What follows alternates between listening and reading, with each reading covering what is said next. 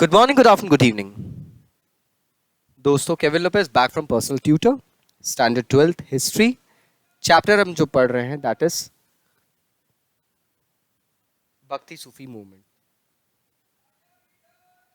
Traditions. Topic है Sufis and the state. अब Chishti tradition की अगर हम बात करें दोस्तों, तो उसका एक सबसे बड़ा ट्रेडिशन था ऑस्टेरिटी। ऑस्टेरिटी मतलब सात्विकता। एक दुनियादारी और वर्ल्ड के जो वर्ल्डली पावर्स होते हैं जो एक इंसान को अपनी तरफ खींचते हैं, लोभ, पैसा, प्रेम, फैमिली, इन चीजों से दूर रहना। लेकिन ये वो सिचुएशन नहीं थी दोस्तों जब वो पॉलिटिकल पावर से पूरी तरीके से दूर रह सकते थे। सूफियों को कहीं ना कहीं unsolicited grants and donations political elite से मिलती रहती थी। मतलब कि इनको एक तो बिना मांगे और दूसरा बिना नोट कराई गई काफी धनराशि मिलती रहती थी। और सूफीज इनके इन एम्परर्स के साथ जुड़े रहते थे, तो इन एम्परर्स का एक पब्लिक के साथ कनेक्ट हमेशा रहता था। पब्लिक की नजर में यह होता था कि एम्परर ने चिश्ती के लिए, ख्वाजा के लिए, शेख के लिए इतना करा, तो ये बेनिफिट लाइक एम्परर को भी काफी हद तक मिलता था ऑफ बीइंग क्लोज। अब इस बेनिफिट के बदले सुल्तान जो होते थे वो चैरिटेबल ट्रस्ट सेटअप करते थे, औकफ जिन्हें कहते हैं, एंड कुछ हॉस्पाइसेस और सराय बनाने के लिए इनकी इनकी मीटिंग प्लेस वगैरह जहां समा बन सके, वहां उन उन जगहों को बनाने के लिए टैक्स फ्री लैंड भी देते थे, जिसे नाम दिया गया था इनाम। आज भी ये वर्ड चलता है, इनाम, प्राइज।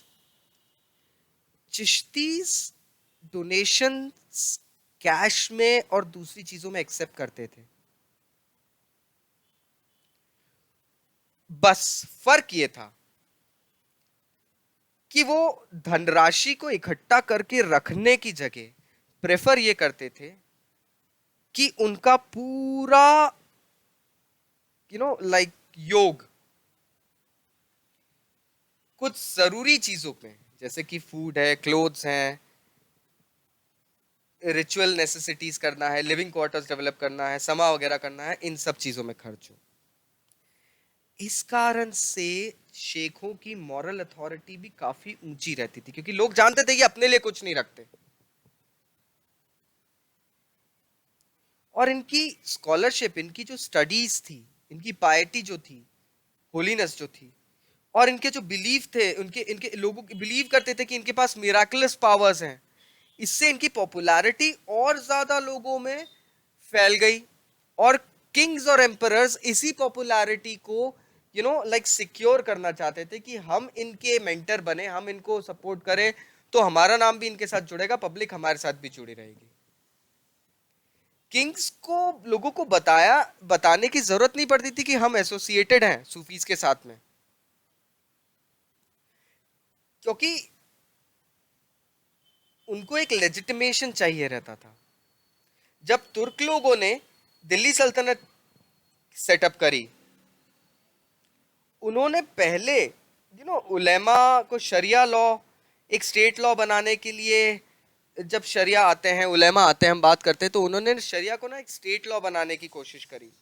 लेकिन ये तुर्क जो दिल्ली सुल्तनत को बनाने वाले लोग थे, the Turks, they knew that if they go ahead and imply the Sharia law, they will be getting good opposition from people around. So they went ahead and met the Sufis. And because the Sufis were conducted as people who got their messages directly from God. They did not believe into any Sharia, ulama और the खलीफ। हम पहले भी ये चीज जान चुके हैं कि सूफी लोग एसेटिसिज्म की बातें करते थे, डायरेक्टली गॉड से लिंक करते थे अपने आप को. They never believed in to making up a medium of any baba. They never meant in going through a medium of a khalifa और something like that. So even एक ये बहुत फिनोमिनल चेंज है कि जब मुस्लिम सभ्यता इंडिया आई, जब मुस्लिम एम्परर्स किंगडम्स इंडिया आए, तो जाहिर सी बात है उनका किंगडम ही आ सकता था.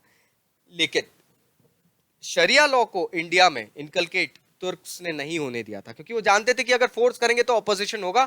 क्योंकि उनके ज्यादातर मुरीद जो थे, फॉलोअर, जो उनके किंग्स के जो उनके कोर्ट में रहने वाले लोग थे, वो मुस्लिम, नॉन मुस्लिम कल्ट को बिलोंग करते थे. और नॉन मुस्लिम थे तो वो लोग मुस्लिम शरिया को कभी भी एक्सेप्ट नहीं करेंगे. इस कारण से उन्होंने सूफीज की मदद ली. सूफीज फेमस थे. अच्छा, उसके बाद में भी लोग काफी हद तक ये भी बिलीव करते थे कि ये जो औलिया होते हैं, औलिया मतलब हम बात कर रहे हैं शेख के, जैसे हजरत निजामुद्दीन औलिया काफी फेमस नाम है, ये डायरेक्टली गॉड से बात कर सकते थे. और एक ह्यूमन बीइंग की लाइफ में जो भी पेन्स एंड प्रॉब्लम्स हैं, वो कहीं से निकल सकते थे. इस कारण से एक और चीज हम देखते आए हैं कि किंग्स अधिकतर अपने टूम्स ऐसे ही किसी सूफी श्राइन या हॉस्पाइस के आसपास बिल्ड करवाने की कोशिश करते थे.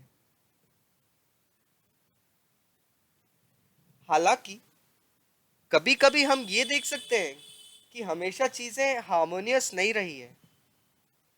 There were conflicts between sultans and Sufis, क्योंकि दोनों एक ऐसी पोस्ट पे हुआ करते थे जहां पे high titles, high respect, reverence दिया जाता था.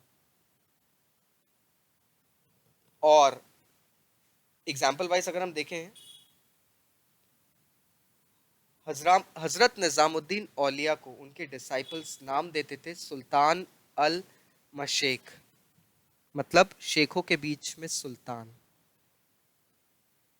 काफी सारे इंस्टेंसेस भी आए हैं दोस्तों, जहां हम देख सकते हैं कि हजरत निजामुद्दीन ने एम्परर के पास जाने से मना कर दिया था. काफी इंस्टेंसेस ऐसे मिलते हैं हमें जहां सूफियों ने या चिश्तियों ने अथॉरिटी ऑफ अ सुल्तान मानने से मना कर दिया था. सो जाहिर सी बात है, कॉन्फ्लिक्ट्स तो होते हैं. Stay tuned for my next video my friends. कोई डाउट्स है नीचे कमेंट बॉक्स में कमेंट करिए. I will be going ahead and helping you out.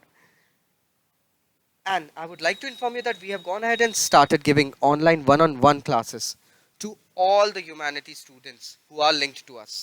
So if you are interested, please go ahead and contact us at the given numbers. We'll be going ahead and sorting something out. Thank you very much. Take care. Bye-bye.